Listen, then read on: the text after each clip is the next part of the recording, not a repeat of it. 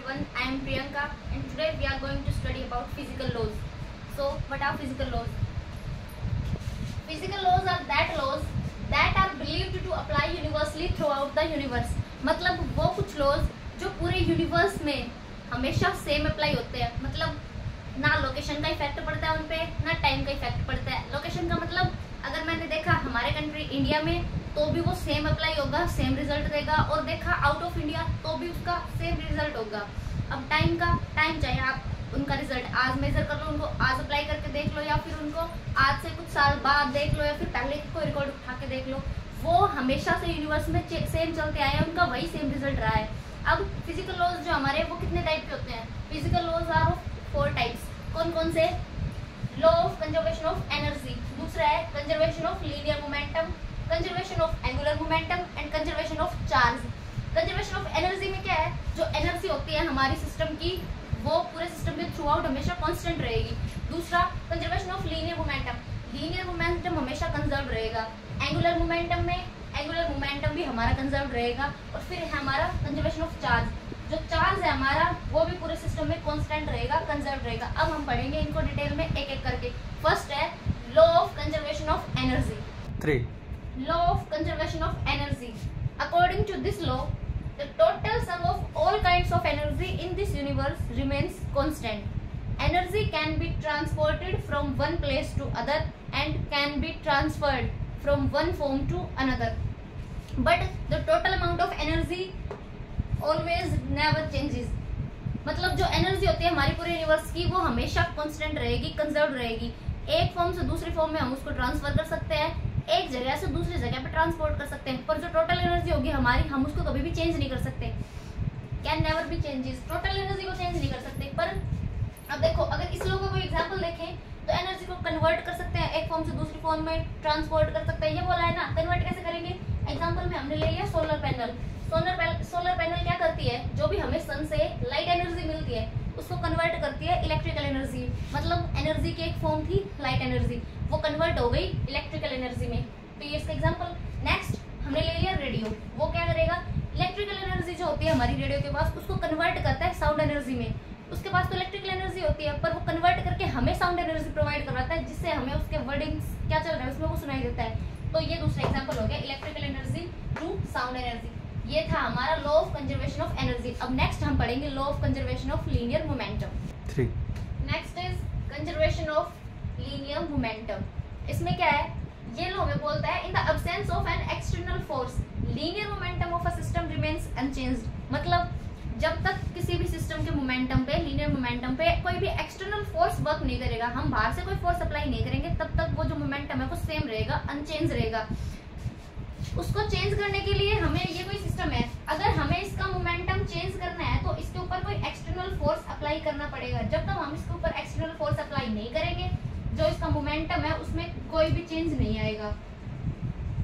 जो इसके अंदर भी कुछ इंटरनल फोर्सेस होते हैं पर मोमेंटम, लीनियर मोमेंटम जो है वो हमेशा अनचेंज रहेगा ड्यू टू इंटरनल फोर्सेस, क्योंकि वो अंदर बैलेंस्ड होते हैं बाकी ऑब्जेक्ट्स के साथ पूरे सिस्टम में. अगर इसको चेंज करना है तो हमें एक्सटर्नल फोर्स अप्लाई करना पड़ेगा. जब तक एक्सटर्नल फोर्स अप्लाई नहीं करेंगे लीनियर मोमेंटम हमारा अनचेंज रहेगा.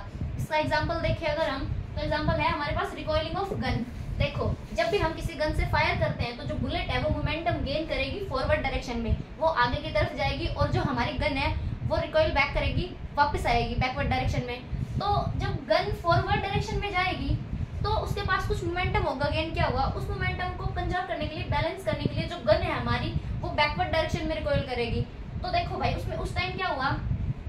इक्वल और अपोजिट मोमेंटम लगा है दोनों पे, बुलेट पे भी और उसके रिकॉइलिंग बैक ऑफ गन पे भी. तो जो दोनों का मोमेंटम होगा वो इक्वल और अपोजिट होगा. इक्वल है और अपोजिट है तो मतलब दोनों के पास अपोजिट डायरेक्शन में है, एक दूसरे के इफेक्ट को कैंसिल आउट कर देंगे. अगर दोनों का इफेक्ट कैंसिल आउट हो जाएगा तो जो हमारा मोमेंटम है वो पहले जैसा रहेगा, मतलब अनचेंज रहेगा.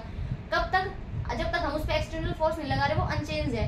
रिकॉइलिंग भी होगी गन की और बुलेट को हमने फायर भी कर दिया, और मोमेंटम जो है फिर भी वो हमारा कांस्टेंट रहा, कंजर्व रहा. ये है हमारा कंजर्वेशन ऑफ लीनियर मोमेंटम. अब हम पढ़ेंगे next conservation of angular momentum. 3. The next is law of conservation of angular momentum. इसमें क्या है कि if the total external acting torque 0, then the angular momentum of the system remains constant। if मतलब जो external torque जो act कर रहा है किसी भी सिस्टम के ऊपर, अगर उसकी वैल्यू हमारे पास 0 होती है तो जो हमारा एंगुलर मोमेंटम होगा वो हमेशा कांस्टेंट रहेगा। टॉर्क की वैल्यू अगर 0 हो गई, टाउ हमारा 0 हो गया, तो जो हमारा एंगुलर मोमेंटम होगा L वो भी 0 होगा, या फिर हम बोल सकते हैं कांस्टेंट होगा। अब एंगुलर मोमेंटम क्या होता है? वो होता है product of moment of inertia and angular speed, L equals to I into omega. और जो एक और एंगुलर मोमेंटम जो है हमारा वो एक वेक्टर क्वांटिटी होती है, is a vector quantity. Angular momentum एक वेक्टर क्वांटिटी होती है, ये प्रोडक्ट होता है moment of inertia and angular speed का। जब तक इसके ऊपर एक्ट करने वाले एक्सटर्नल टॉर्क की वैल्यू 0 होगी तो हमारा एंगुलर मोमेंटम जो है वो भी कांस्टेंट रहेगा, कंजर्व रहेगा। Next, law of conservation of charge. इसमें हमारे पास क्या कहता है कि इसका मतलब है कि जो चार्जेस हैं उनको ना तो हम क्रिएट कर सकते हैं और ना ही डिस्ट्रॉय कर सकते हैं, पर हम उनको ट्रांसफर कर सकते हैं एक बॉडी से दूसरी बॉडी में। Charges are neither created nor destroyed but are simply transferred from one body to another body। ना तो क्रिएट कर सकते हैं ना डिस्ट्रॉय, ट्रांसफर कर सकते हैं one body to another body. अगर हम देखें इसका एग्जांपल, तो इसका एग्जांपल है हमारे पास न्यूक्लियर रिएक्शंस। न्यूक्लियर रिएक्शंस में हमारे पास क्या होता है, किसी भी बैलेंस्ड रिएक्शन के लिए जो हमारा चार्ज होगा रिएक्टेंट का वो इक्वल होता है हमारे चार्ज ऑफ प्रोडक्ट के लिए, तभी हमारी रिएक्शन बैलेंस होती है। तो it is example of conservation of charge. दूसरा एग्जांपल अगर हम देखें तो वो हमारे पास रबिंग। मान लो हमारे पास कोई ग्लास रोड है और कोई सिल्क है।